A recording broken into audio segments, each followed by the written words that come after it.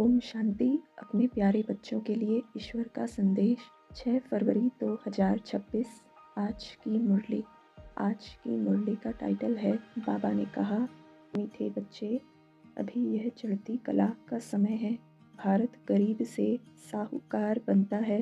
तुम बाप से सतयुगी बादशाही का वर्षा ले लो। प्रश्न, बाप का कौन सा टाइटल श्री कृष्ण को नहीं दे सकते हैं? उत्तर, बाप है गरीब निवाज। श्री कृष्ण को ऐसे नहीं कहेंगे, वह तो बहुत धनवान है, उनके राज्य में सब साहूकार हैं। बाप जब आते हैं तो सबसे गरीब भारत है, भारत को ही साहूकार बनाते हैं। तुम कहते हो हमारा भारत स्वर्ग था, अभी नहीं है, फिर से बनने वाला है। गरीब निवाज बाबा ही भारत को स्वर्ग बनाते हैं। गीत, आखिर वह दिन आया आज। ओम शांति। मीठे मीठे रूहानी बच्चों ने यह गीत सुना। जैसे आत्मा गुप्त है और शरीर प्रत्यक्ष है। आत्मा इन आँखों से देखने में नहीं आती है, इनकॉग्निटो है जरूर, परंतु इस शरीर से ढकी हुई है, इसलिए कहा जाता है आत्मा गुप्त है। आत्मा खुद कहती है मैं निराकार हूँ, यहाँ साकार में आकर गुप्त बनी हूँ। आत्माओं की निराकारी दुनिया है, उसमें तो गुप्त की बात नहीं। परम पिता परमात्मा भी वहाँ रहते हैं, उनको कहा जाता है सुप्रीम, ऊंच ते ऊंच आत्मा, परे ते परे रहने वाला परम आत्मा। बाप कहते हैं जैसे तुम गुप्त हो, मुझे भी गुप्त आना पड़े। मैं गर्भ जेल में आता नहीं हूँ, मेरा नाम एक ही शिव चला आता है। मैं इन तन में आता हूँ तो भी मेरा नाम नहीं बदलता। इनकी आत्मा का जो शरीर है, इनका नाम बदलता है। मुझे तो शिव ही कहते हैं, सब आत्माओं का बाप। तो तुम आत्माएं इस शरीर में गुप्त हो, इस शरीर द्वारा कर्म करती हो। मैं भी गुप्त हूँ। तो बच्चों को यह ज्ञान अभी मिल रहा है कि आत्मा इस शरीर से ढकी हुई है। आत्मा है इनकॉग्निटो, शरीर है कॉग्निटो। मैं भी हूँ अशरीरी। बाप इनकॉग्निटो इस शरीर द्वारा सुनाते हैं, तुम भी इनकॉग्निटो हो, शरीर द्वारा सुनते हो। बाप समझाते हैं, बच्चे तुम तो विश्व के मालिक थे, तुम भी समझते हो बाबा स्वर्ग की स्थापना करने वाला है, तो हम क्यों नहीं स्वर्ग में होंगे। बाप से हम वर्षा जरूर लेंगे। तो इसमें सिद्ध होता है यह हमारे धर्म का है, जो नहीं होगा वह आएगा ही नहीं। कहेंगे पराए धर्म में क्यों जाएं, तुम बच्चे जानते हो सतयुग नई दुनिया में देवताओं को बहुत सुख थे, सोने के महल थे। सोमनाथ के मंदिर में कितना सोना था, ऐसा कोई दूसरा धर्म होता ही नहीं। सोमनाथ मंदिर जैसा इतना भारी मंदिर कोई होगा नहीं। बहुत हीरे जवाहरात थे, बुद्ध आदि के कोई हीरे जवाहरातों के महल थोड़े ही होंगे। तुम बच्चों को जिस बाप ने इतना ऊंच बनाया है, उनकी तुमने इतनी इज्जत रखी है, इज्जत रखी जाती है ना। समझते हैं अच्छा कर्म करके गए हैं।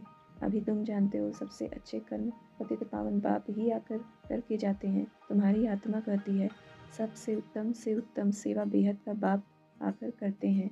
लक्ष्मी नारायण से ही संवत शुरू होता है, तुम पूरा हिसाब लिखते हो। इनका राज्य इतना समय, फिर इनका इतना समय, तो मनुष्य समझेंगे यह कल्प की आयु बड़ी हो नहीं सकती। 5000 वर्ष का पूरा हिसाब है। तुम बच्चों की बुद्धि में आता है ना, हम कल स्वर्ग के मालिक थे, बाप ने बनाया था, तब तो उनकी हम शिव जयंती मना रहे हैं। तुम सबको जानते हो, क्राइस्ट, गुरु नानक आदि फिर कब आएंगे, यह तुमको नॉलेज है। वर्ल्ड की हिस्ट्री ज्योग्राफी हूबहू रिपीट होती है, यह पढ़ाई कितनी सहज है। तुम स्वर्ग को जानते हो, बरोबर भारत स्वर्ग था। भारत अविनाशी खंड है, भारत जैसी महिमा और कोई की हो नहीं सकती। सबको पतित से पावन बनाने वाला एक ही बाप है। अच्छा, धारणा के लिए मुख्य सार। पहले पॉइंट, ड्रामा के आदि मध्य अंत का ज्ञान बुद्धि में रखते हुए सब चिंताएं छोड़ देनी है, एक सतो प्रधान बनने की चिंता रखनी है। दूसरे पॉइंट, गरीब निवाज बाबा भारत को गरीब से साहूकार बनाने आया है, उनका पूरा पूरा मददगार बनना है। अपनी नई दुनिया को याद कर सदा खुशी में रहना है। वरदान, दिल में सदा एक राम को बसाकर सच्ची सेवा करने वाले मायाजीत विजयी भव। हनुमान की विशेषता दिखाते हैं कि वह सदा सेवाधारी महावीर था, इसलिए खुद नहीं जला, लेकिन पूंछ द्वारा लंका जला दी। तो यहाँ भी तो सदा सेवाधारी हैं, वही माया के अधिकार को खत्म कर सकते हैं।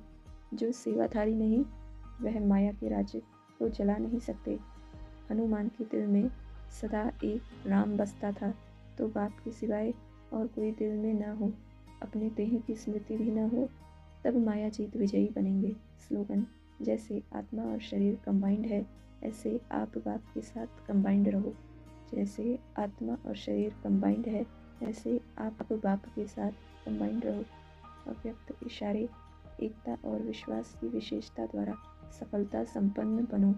संगठन में हर एक की विशेषता को देखना, विशेषता ही ग्रहण करना और कमजोरियों को मिटाने का प्रयत्न करना, यही विधि है एकता का संगठन मजबूत करने की। जैसे आप सबका उठना, बोलना, चलना एक जैसा है, यह सबकी एक जैसी बातें, एक ही गति, एक ही रीति, एक ही नीति, ऐसे ही संस्कार भी समान दिखाई दे। भिन्नता होते भी एक दो में विश्वास रख, सबके विचारों को सत्कार दो, यही एकता का आधार है। अच्छा, ओम शांति।